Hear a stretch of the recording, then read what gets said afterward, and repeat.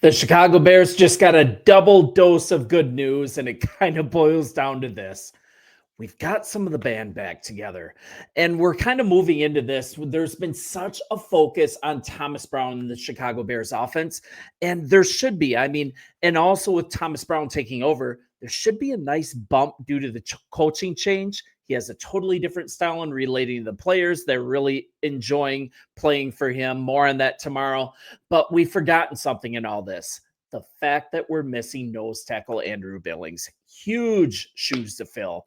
And that's a huge issue. The Packers have a really nice offensive line, and that's why it makes it so important that Montez Sweat, he's back practicing, and the hope is strong that he'll be returning on Sunday. Also, we're likely getting our offensive tackles back, and that's a very good thing. And what's up? This is Sports Talk Bears. I'm your host, Sean. Hey, we are moving towards 10,000 subscribers. Do us a huge favor.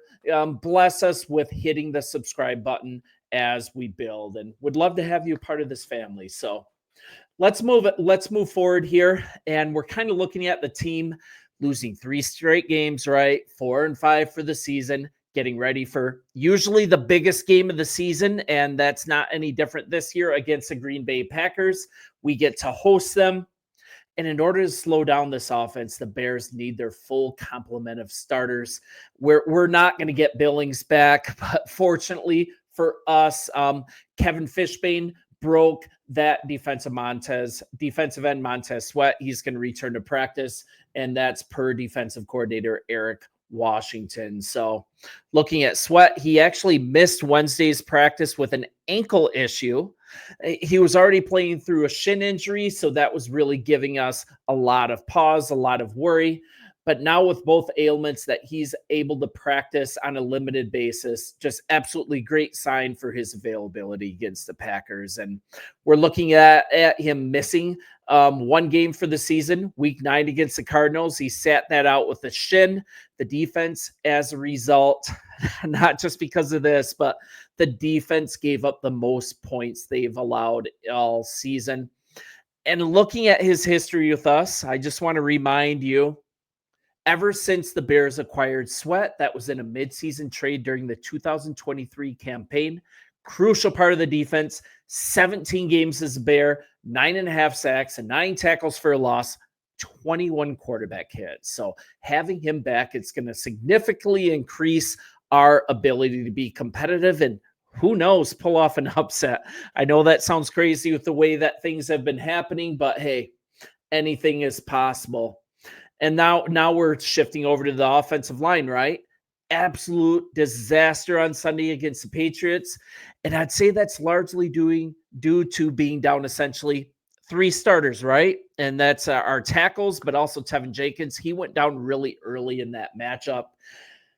For Green Bay, it looks like we're going to be closer to full strength. So Eberflus revealed that both starting tackles, Braxton Jones and Darnell Wright, both practiced this afternoon, and Jones and Wright both missed last week's game with knee injuries. Jones, he picked up the knee against the Commanders 3 weeks ago, and Wright went down 2 weeks ago against the Cardinals in Arizona. So both of these guys being back, that obviously helps Chicago, gives us our starting tackles back, but it does something as well. It allows Matt Pryor to actually move back inside to right guard where he is most effective.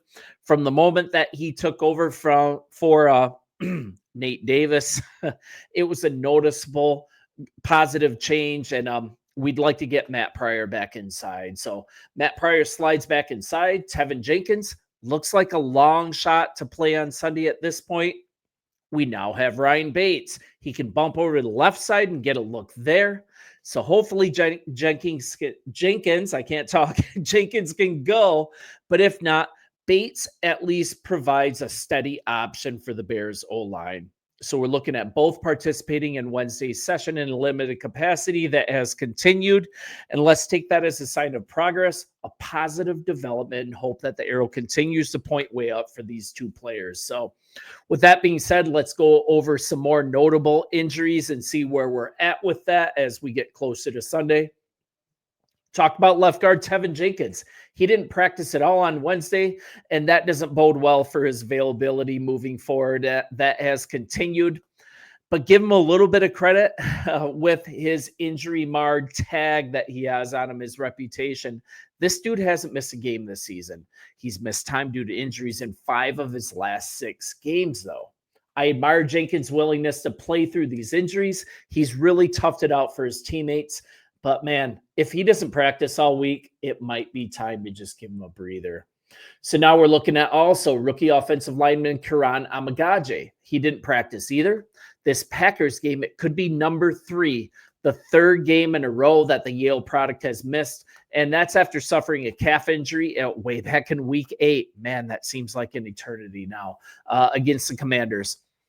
But if he can get healthy, he's likely going to be the guy to fill in for Braxton Jones or Darnell Wright if needed, give them a breather, kind of be a swing tackle. But instead, this homegrown kid out of Hinsdale Central, still on the shelf to start this round of practice sessions this week. So I also think it was really concerning with Montez Sweat. I'm happy to see him practicing. And that kind of brings us to Darnell Taylor. He missed last week's game because of a knee injury. Limited in practice so far. And he grades out almost to the top as a pass rusher, according to ESPN's pass rush win rate. I think that's the best litmus test of a player. And also through PFF. So a really highly ranked, highly rated player. He has performed fantastically. And that's after we got him for a song in the offseason. So it was a really good move to get him. So let's kind of, with the rest of our time, if we can touch on a little bit of Thomas Brown, right? And I really like the attitude that I hope this team is going to have coming in here. This is from Bears defensive coordinator Eric Washington. There's no remedy or cure like winning. And we got to get back there. So let's kind of dig in to Thomas Brown. And this is when running backs coach Chad Martin was interviewed about what it's like being around Thomas Brown. I'm going to go to this story here on, where is it? It's dailyherald.com. Sorry, I had to look there. But just a really good profile on who Thomas Brown is. But this is, I like hearing from people that are around who you're curious about, and that really is really telling about who the person is. And let's hear what running backs coach Chad Morton had to say about being around Thomas Brown. You know what? He's consistent. You know, when I first met him, you know, first being on the staff with him, you know what you're going to get from him. You know you're going to work hard, energy, tenacity, toughness, and then he presents that to the team. They feed off of it. They understand who he is. There's no BS to him, excuse my language, but they know where he stands, and there is no mixed messaging. He's a very good communicator. He's an excellent communicator, and you just know what you're going to get from him. You know the expectations are from him. He's not going to waver from that. So they're really excited to work with him. Obviously, I'm going to miss Shane. That's my buddy, you know, but at the same time, now it's Thomas's turn. So I'm really excited to work with him, just like I was even when Shane was on board here. But Thomas, he is a great human being. Let's go from what Morton had to say to what Brown had to say in his presser this week. And he was talking to the Bears players and the assembled media. He was telling them what they wanted to hear, what they needed to hear, but probably not what they wanted to hear. So this is what he had to say. I don't know what's a quick fix. I'm not really looking into quick fixes. I want long-term solutions to kind of get us going in the right direction. The goal, again, is to have success and have success immediately. I'm not doing anything to be a loser or have a loser's mentality. My players don't either. Those guys are focused. They're excited. Again, we're all in this thing together. So we're rocking and rolling, getting ready for practice. And we're looking at him. He became the Panthers OC, but a really tough situation, kind of a little similar. The guy's been put in tough situations. And when he was over the Panthers, they had only 11.4 points for 10 games, but they did win twice. And under his leadership, they had 30 points against the Packers in a loss. And it was really a marked improvement. And he was kind of in a weird situation with Carolina because that's when Frank Reich was in charge. He was giving Thomas the keys to the offense, letting him call plays, and then he was taking him back and then giving him back again. It was just an absolute train wreck. So I don't know if the record or how the offense was doing can be directly related to his quality as a coach, but I'm kind of excited about this. I think he brings a new attitude. I think he brings a new sense of accountability. He brings a clarity of purpose. He brings a work ethic. He's pretty hard nosed, but also players love to play for him. And that was really illustrated by the NFLPA. They just put out a survey at the end of last year about who players' favorite offensive coordinators were. And Thomas Brown, he was number 2 on the list, alongside a lot of really vaunted names. So that says a lot.